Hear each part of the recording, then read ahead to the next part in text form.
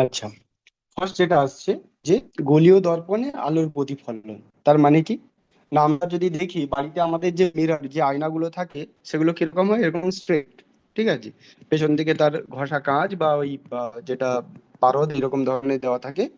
সেখানে কি হয়, না যদি আলো এইভাবে যদি পড়ে, সেটা কি হয় আমরা হয়তো আগের এতে দেখেছি ক্লাসে।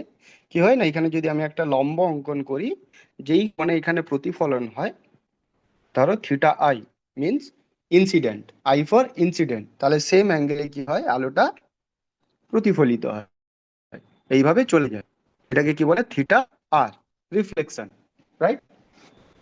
তো এটা কি হয়, এটা হচ্ছে আমাদের সমতল মিরর। কিন্তু এখানে আমাদের কি বলেছে? গোলীয় মিরর। গোলীয় মিরর মানে কি, না আমার আয়নাটা কি হবে, কার্ভ বা গোলাকৃতি কোন একটা অংশ থেকে কাটা, যে আয়নাটা এইরকম দেখতে হবে। হয় তার এই অংশ থেকে প্রতিফলিত হবে, অথবা ব্যাক সাইড থেকে। মানে ধর একটা যদি চামচ নিই, তাহলে চামচের সামনের দিকে যে দিকটা গর্ত রয়েছে সেই দিকটাও হতে পারে প্রতিফলন, আর তার উল্টো দিক থেকেও হতে পারে। ঠিক আছে, ফর এক্সাম্পল আর কি। তো আমরা কি দেখবো, না এই আলোর চ্যাপ্টারে এখানে আমরা কি দেখবো, না গোলীয় দর্পণে আমরা যদি এরকম চামচের মতো বা আহ, আর কি হতে পারে, ঠিক আছে এখন আমাদের কাছে চামচ এই এক্সাম্পলটাই আছে, বাকি যেগুলো হয় রাস্তার ধারে বা কোম্পানির সামনে দেখবে একটা বড় ধরনের উত্তল মিরর থাকে সেগুলো দেখার জন্য। কিন্তু সেগুলো আই আই ডোন্ট থিঙ্ক আমরা সবাই মিলে সেটা দেখে, সবাই দেখেছো বলে তো সেই এক্সাম্পলে আমি যাচ্ছি না। তো আমরা এই চামচের এক্সাম্পলেই থাকছি, ঠিক আছে?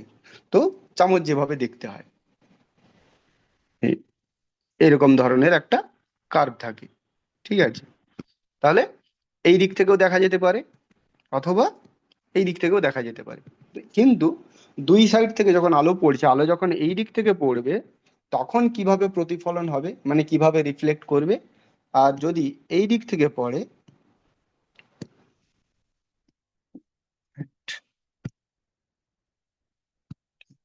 যদি এই দিক থেকে পড়ে উল্টো দিকে, তাহলে কিরকম রিফ্লেকশন হবে, সেটা এই চ্যাপ্টারের প্রথমের দিকে আমরা দেখব। এবং কোন দিকে পড়ছে, কোন দিকে পড়ছে মানে, ধরো এই গোলীয় মিরর যেটা আছে, তার একটা দিক ঘষা থাকবে, একটা দিক ঘষা মানে সেই দিক থেকে কোনো রিফ্লেকশন হবে না। ধরো এই মিরর, এই মিররে ধরো আমি ব্যাক সাইডটা আমি ঘষা কাঁচ রাখছি, যে এখান থেকে কোনো কিছু রিফ্লেকশন হবে না।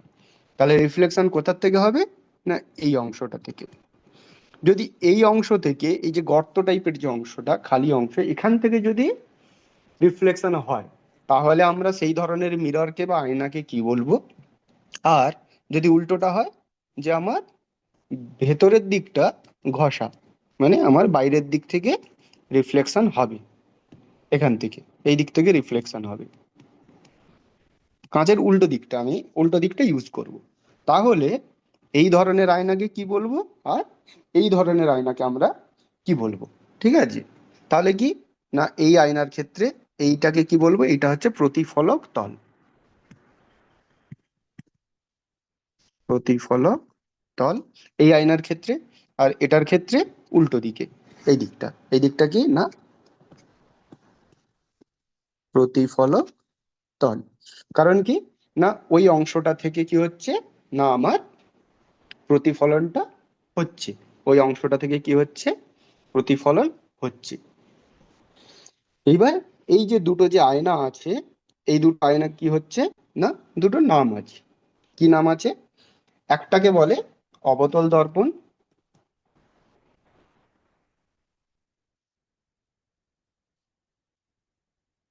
অবতল দর্পণ বা কনকেভ, কনকেভ মিরর, রাইট? আর একটা কি, না দুই হচ্ছে উত্তল দর্পণ আর কনভেক্স মিরর, দুটো। এইবার আমরা দেখবো এই যে দুটো এক্সাম্পল আমরা উপরে দিলাম, এর মধ্যে কোনটা কনকেভ মিরর আর কোনটা কনভ কি বলে কনভেক্স মিরর, এই দুটো আমরা দেখব, ঠিক আছে? তো অবতল দর্পণ তাহলে আমরা কাকে বলবো, না এক নম্বরে অবতল দর্পণ,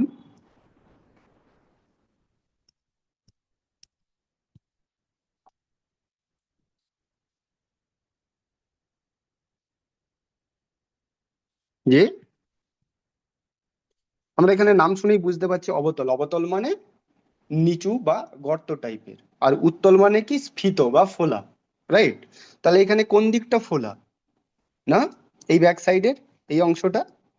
তাহলে যে মিররের এই স্ফীত বা ফোলা অংশ থেকে, মানে একটা বাটি ধরো, ঠিক আছে, একটা বাটি যদি ধরি, বাটির যে ব্যাক সাইড, যেটা ফোলা অংশটা, সেই অংশটা থেকে কি বলবো আমরা? উত্তল। আর যে দিকটা গর্ত টাইপের আছে সেটাকে বলবো অবতল। তাহলে আলো যেই পৃষ্ঠ থেকে রিফ্লেকশন হবে বা প্রতিফলন হবে, যদি ফোলা অংশটার দিক থেকে হয়, তাহলে আমরা তাকে কি বলবো? উত্তল। উত্তল মানে কি উঁচু বা ফোলা, আর অবতল মানে কি নিচু বা গর্ত টাইপের, ঠিক আছে? তাহলে যে মিররে, তাহলে আমরা অবতল নাম শুনেই বুঝতে পারছি কি, না যে মিররে কি হবে, না অবতল পৃষ্ঠ থেকে বা ওই যে গর্ত টাইপের যে অংশ, সেই জন্য নামটাও দেখো কনকেভ। কেভ মানে কি গুহা টাইপের। আমরা যদি সেভাবে যদি সিমিলারিটি খুঁজি, তাহলে যে গর্ত টাইপের যে অংশ, সেখান থেকে যদি আমাদের লাইটটা যদি প্রতিফলন হয়, তাহলে কি বলবো? না তাকে বলবো আমরা অবতল দর্পণ বা কনকেভ মিরর। তাহলে আমরা যদি সংজ্ঞা লিখি, না যে গোলীয় দর্পণের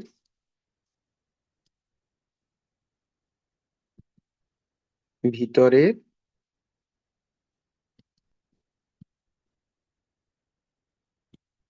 অবতল পৃষ্ঠ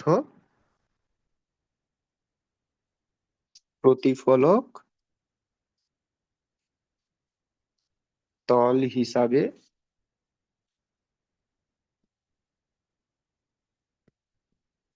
কাজ করে, তাকে অবতল দর্পণ বলে, ঠিক আছে?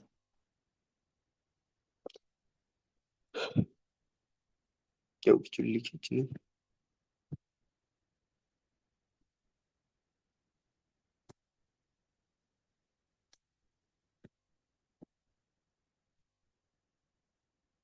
Okay. তো তাহলে যে গোলীয় দর্পণের ভিতরের অবতল পৃষ্ঠ, ভেতরের অবতল পৃষ্ঠ মানে, এবার আমি যদি এবার ছবিটা যদি আঁকার চেষ্টা করি, ধরো এরকম একটা, ধর সরি,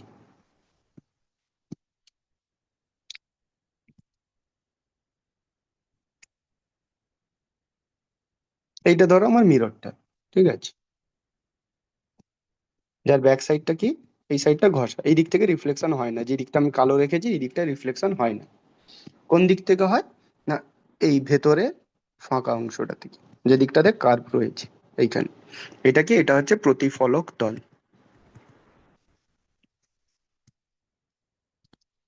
এই ধরনের মিররকে আমরা কি বলবো?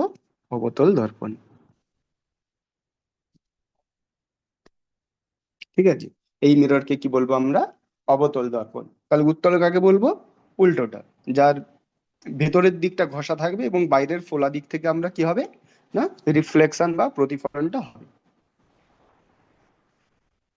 তাহলে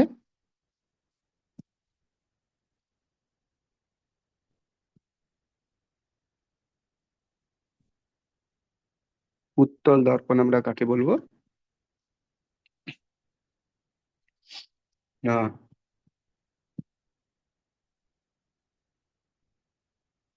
যে গোলীয় দর্পণের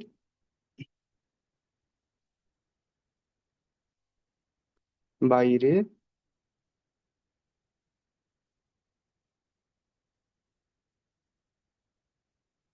উত্তল পৃষ্ঠ প্রতিফলক তল হিসাবে কাজ করে,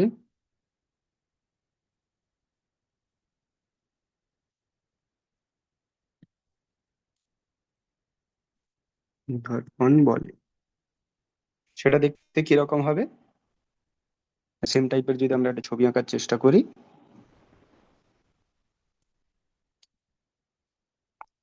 এটা এর কি হবে, এই দিকটা ঘষা, এই দিকটাতে প্রতিফলন হবে না। কোথা থেকে হবে? এই অংশটা থেকে। এটা কি? না প্রতিফলক তল। এটাকে কি বলবো আমরা? উত্তল দর্পণ।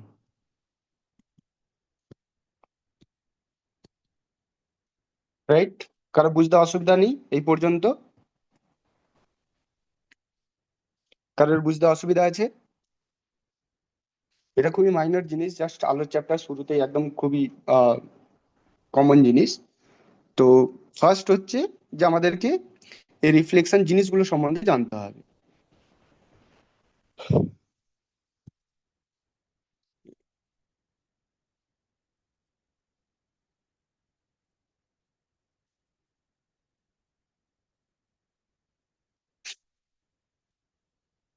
তো এই গেল আমাদের উত্তল দর্পণ আর অবতল দর্পণ।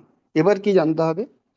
না, এর জিওমেট্রিটা জানতে হবে বা জ্যামিতিটা জানতে হবে। এই গোলীয় দর্পণের কোন বিন্দুটাকে কি বলবো, কোথায় আলো ফেলতে হবে বা কোথায় আলো পড়লে কিভাবে রিফ্লেক্ট হবে। ঠিক আছে?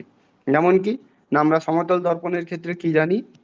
এটা যদি সমতল দর্পণ হয়, তাহলে যেই বিন্দুতে পড়বে আলো, সেই বিন্দুতে আমি কি করতে পারি? একটা লম্ব টানতে পারি এইভাবে। এবার কি, না আমি কি জানি? না আলো যদি এইভাবে যদি পড়ে, তাহলে এখানে যে অ্যাঙ্গেল, সেই অ্যাঙ্গেলে আলো কি হবে? রিফ্লেক্ট করবে। আমি যদি আলোটাকে যদি এই লম্ব বরাবর ফেলতাম, তাহলে কি হতো? না ওই লাইন দিয়েই রিফ্লেক্ট করতো, তাহলে আমরা লাইটটা দেখতে পেতাম না। বা আরো যদি আমি দূরে যদি আমি এখান থেকে যদি রিফ্লেক্ট করতাম, তাহলে এইভাবে বেরোতো। ঠিক আছে? সেটা আমরা জানি কোন বিন্দু, এখানে কোনটা বিন্দু, কোনটা লেন্থ, কোনটা হচ্ছে আমার লম্ব, সেই যে জিনিসটা সেটা আমরা সমতল দর্পণের ক্ষেত্রে জানি। এইবার এই যে আমার গোলীয় দর্পণের ক্ষেত্রে এই যে দুটো উত্তল আর অবতল দর্পণ যে আমরা দেখছি, তো এই দুটো দর্পণের ক্ষেত্রে জিওমেট্রি বা জ্যামিতিটা আমাদেরকে জানতে হবে। ঠিক আছে? আজকে যতটা পারি হয়তো মিনিমাল হয়তো বলবো, তারপরে নেক্সট দিন থেকে আমরা এটা নিয়ে ডিসকাস করব। আচ্ছা, এই যে গোলীয় দর্পণগুলো যে তৈরি করা হয়, কিভাবে তৈরি করা হয়? না ধরো আমার কাছে যদি একটা কাঁচের বল থাকে। আচ্ছা দেখি এখান থেকে তৈরি করা যায় কিনা।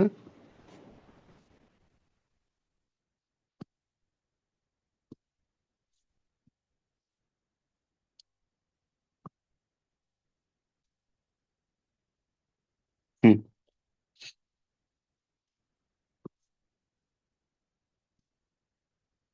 তো এবার দেখো গোলীয় দর্পণগুলো কিভাবে তৈরি করা যেতে পারে। আমি যদি এখান থেকে একটা যদি কাট করে দিই, ঠিক আছে, এই কাট যদি করে দিই, তাহলে এই যে পার্টিকুলার অংশটা, এটার যদি আমি ধরো এই ব্যাক সাইডটা যদি আমি আমি যদি প্রতিফলক তল থেকে বাদ দিয়ে দিই, ঘষা ঘষা হয়, তাহলে কি হবে? এই যে সামনের এই যে অংশটা, এই রেড দিচ্ছি, এই অংশটা কি হবে? দেখো অবতল দর্পণ হয়ে যাবে। রাইট? আবার যদি আমি সেম আর একটা যদি কাট যদি তৈরি করি, এইখানে ধরো আমি একটা কাট করলাম। রাইট? তাহলে এর যদি আমি ভেতরের অংশটা যদি ঘষা দিই, এখানে কালার করে দিলাম, তাহলে কি হবে আমার? এই অংশগুলো, এই অংশটা কি হবে? উত্তল দর্পণের মতো কাজ করবে। তাহলে এই দর্পণের জিওমেট্রি বা জ্যামিতিটা কিছুটা কি হবে? না স্ফেয়ার, যে গোলক হয়, বল হয়, বলের যে জিওমেট্রি, সেই বলের জিওমেট্রির মতো অনেকটা কাজ করবে। যেমন কি, না বক্রতা কেন্দ্র যদি বলি, যে এই যে বাঁক রয়েছে, এর কেন্দ্র কোথায় হবে? না আমি এখানে যদি যদি একটা স্ফেয়ার, তার যদি কেন্দ্রটা হতো, তাহলে এর যে কেন্দ্র আর বা এর কেন্দ্র, এটাকে যদি আমি ধরো জুড়ে দিই একটা লাইন দিয়ে, ঠিক আছে, এই লাইনটা এটা একটু নিচে হয়ে গেছে, তো এই লাইনটা যে কেন্দ্র দিয়ে গেছে, এই কেন্দ্র দিয়ে যদি যেত, একটু উপরে হতো লাইনটা, তো তাহলে কি হতো? না এই কেন্দ্রটাই এই গোলীয় যে দর্পণগুলো তাদের কেন্দ্র হবে, সেম। এবং তাদের বক্রতা ব্যাসার্ধ কি হবে? এই গোলকের যে বক্রতা ব্যাসার্ধ বা ব্যাসার্ধ যেটা, সেটাই ওদের ব্যাসার্ধ হবে।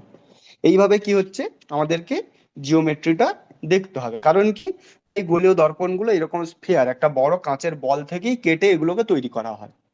তাই এই গোলীয় দর্পণের জিওমেট্রি এবং ওই স্ফিয়ারের যে জিওমেট্রি, এগুলো কি হবে? নিয়ারলি সবগুলো সেম হবে, এবং আমরা সেই অ্যানালজিতেই আমরা পুরোটা দেখব। ঠিক আছে? তোমাদের নেক্সট ক্লাস মনে হয় শুরু হবে 12টা 10, আমার শেষ হয়ে যাওয়ার কথা। তো নেক্সট দিন আমরা এখান থেকে আমরা শুরু করব জিওমেট্রিটা, এবং সেখান থেকে আলো পড়লে কিভাবে প্রতিফলন হয় সেগুলো আমরা দেখব। টা এখানে শেষ করছি। আর অ্যাটেন্ডেন্স 1 2 3, তিনটে, হুম, দুটো স্কুলের পেয়েছি, একটা স্কুলের পাইনি, SRK SDM গার্লস। তোমাদের অ্যাটেন্ডেন্সটা দিয়ে দিও চ্যাট বক্সে। বাকি দুটো স্কুলের পেয়েছি। ঠিক আছে।